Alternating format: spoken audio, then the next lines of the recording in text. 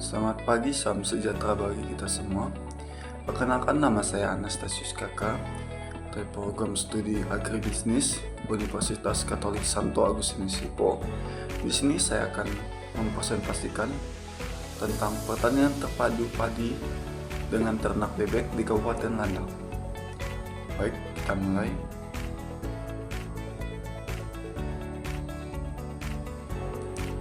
Pendahuluan. Apa itu pertanian terpadu? Pertanian terpadu adalah sistem pertanian yang mengintegrasikan berbagai komponen usaha tani seperti tanaman dan ternak-ternak dalam satu siklus produksi. Tujuannya adalah meningkatkan efisiensi, produktivitas, keberlanjutan, dan pendapatan petani. Mengapa mengintegrasikan padi dengan bebek? Jadi, asalnya memaksimalkan pemanfaatan lahan dan sumber daya yang ada di Kabupaten Landak. Yang kedua, menciptakan simbiosis mutualisme antar komponen seperti padi dengan bebek tadi. Yang ketiga, potensi besar untuk peningkatan ekonomi pertanian di Kabupaten Landak. Lanjut.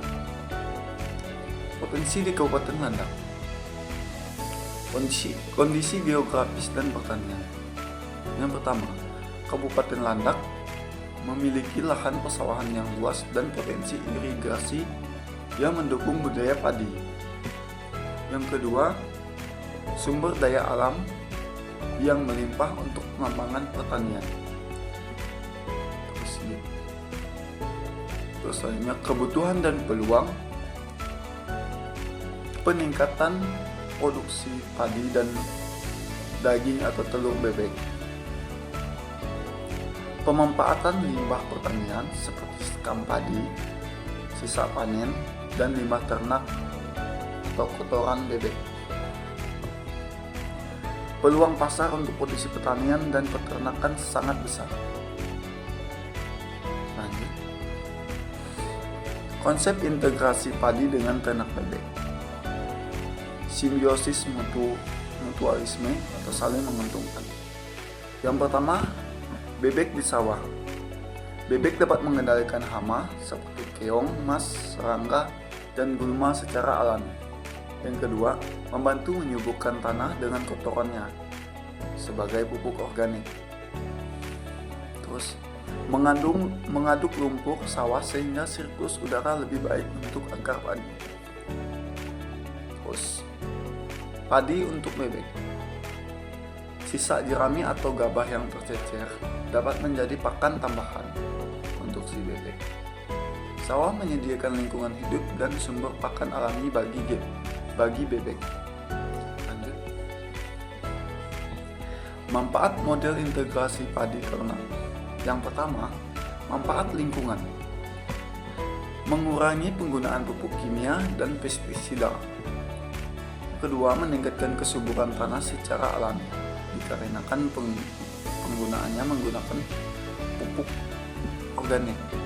Mengurangi emisi gas rumah kaca dari pembakaran jerami. Dari segi manfaat ekonomi, peningkatan pendapatan ganda dari padi dan bebek, telur dengan daging bebek. Yang kedua, penghematan biaya produksi seperti pupuk, pestisida, dan pakan. Yang ketiga, diversifikasi usaha tani, mengurangi risiko gagal panen. Selanjutnya, manfaat sosial, meningkatkan kesejahteraan petani. Yang kedua, menciptakan lapangan pekerjaan di pedesaan. Lanjut. Implementasi di Kabupaten Landak. Tahapan penerapannya. Sosialisasi dan pelatihan kepada para petani. Terus, penyiapan lahan dan kandang bebek. Yang ketiga, seleksi bibit padi dan bebek yang unggul. Yang keempat, manajemen terpadu seperti pengaturan jadwal tanam, pengaturan kapan pelepasan bebek, dan kapan waktu panen.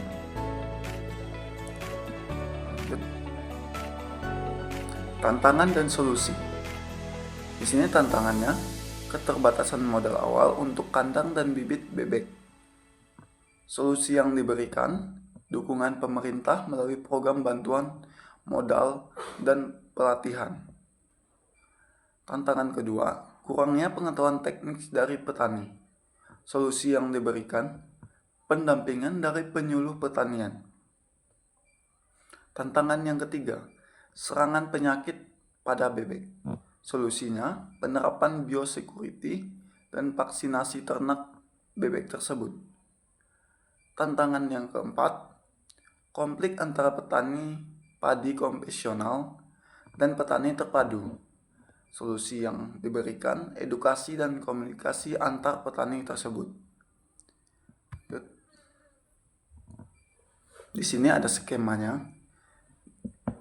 Skema terpadu padi dan bebek, di mana bisa kita lihat di sini ada bebek yang sedang berenang di sawah, yang sedang mengaduk lumpur sehingga membuat sirkulasi udara di dalam padi tersebut bisa bagus, dan juga kotorannya bisa memberikan manfaat pada si padi. Baik, kita lanjut. Ini perbandingan kondisi sebelum dan sesudah integrasi pertanian terpadu padi dengan ternak bebek serta biayanya. Di sini ada aspek sebelum integrasi konvensional, sesudah integrasi terpadu. Yang pertama, sistem usaha tani sebelum integrasi padi dan ternak bebek dikelola secara terpisah dan tidak efisien. Sesudah integrasi, padi dan bebek saling mendukung dalam satu sistem terpadu.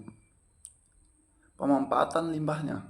Limbah sebelum integrasi, limbah pertanian seperti jerami dengan sekam dan ternak tidak dimanfaatkan secara maksimal.